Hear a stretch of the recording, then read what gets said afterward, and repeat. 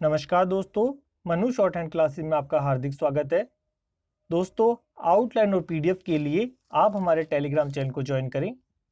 Dictation start होगी 90 शब्द प्रति मिनट ठीक 3 सेकंड बाद। स्टार्ट। दिल्ली उच्च न्यायालय ने एक बार फिर यह याद दिलाया है कि जनतंत्र में असहमति और विरोध जताना मौलिक अधिकार है और अगर नागरिक किसी मुद्दे पर अपनी राय जाहिर करने के लिए इसका सहारा लेते हैं तो इससे देश की नींव को कोई खतरा नहीं है। दरअसल पिछले कुछ समय के दौरान असहमति और विरोध के मसले पर अदालतों ने जैसा रुख दिखाया है वह जनतंत्र को लेकर उम्मीद जगाता है। अब दिल्ली हाई कोर्ट ने 3 विद्यार्थियों को जमानत देते हुए साफ शब्दों में कहा है कि विरोध का अधिकार संवैधानिक रूप से मौलिक अधिकार है और इसे आतंकी गतिविधि करार नहीं दिया जा सकता है।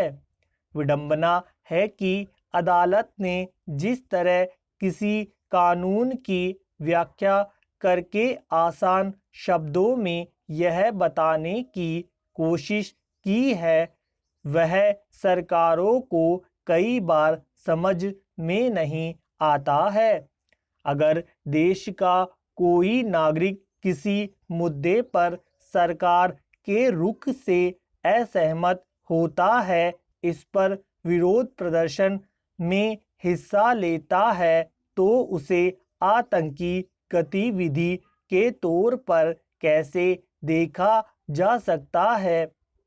हमारे देश में समूची शासन पद्धति जनतंत्र की बुनियाद पर कायम है, लेकिन यह अक्सर देखा गया है कि किसी राजनीतिक या सामाजिक मुद्दे पर विरोध जताने वाले व्यक्ति को पुलिस गिरफ्तार कर लेती है और उस पर कभी आतंकवाद या कभी देशद्रोह से निपटने वाली सख्त कानूनी धाराएं लगा दी जाती है। इसके चलते आरोपी को जमानत तक मिल पाना मुश्किल हो जाता है।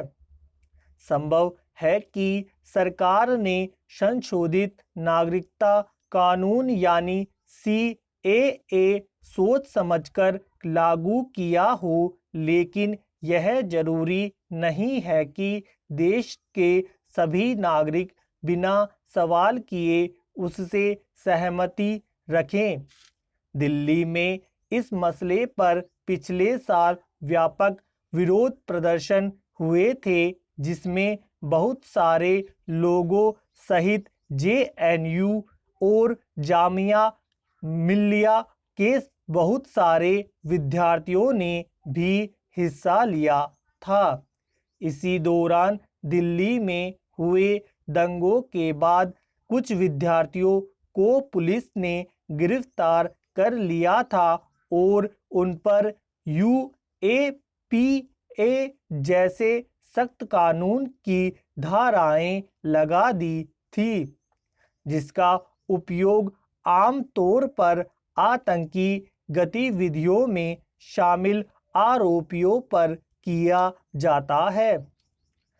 यह एक तरह से बेहद अपरिपक्व तरीका था जिसके बारे में अदालत ने ठीक टिप्पणी की है कि गैर कानूनी गतिविधियां कानून में उपयोग किए गए निश्चित शब्दों और वाक्यांशों को लागू करने के दौरान बेहद सावधानी बरतनी होगी। साथ ही अदालत की यह राय बेहद अहम है कि असंतोष को दबाने और मामले के हाथ से निकलने के डर से राज्य ने संवैधानिक गारंटी वाले विरोध के अधिकार और आतंकी गतिविधि के बीच की रेखा को धुंधला किया है। क्या इस तरह की अपरिपक्व कार्यवाहियों से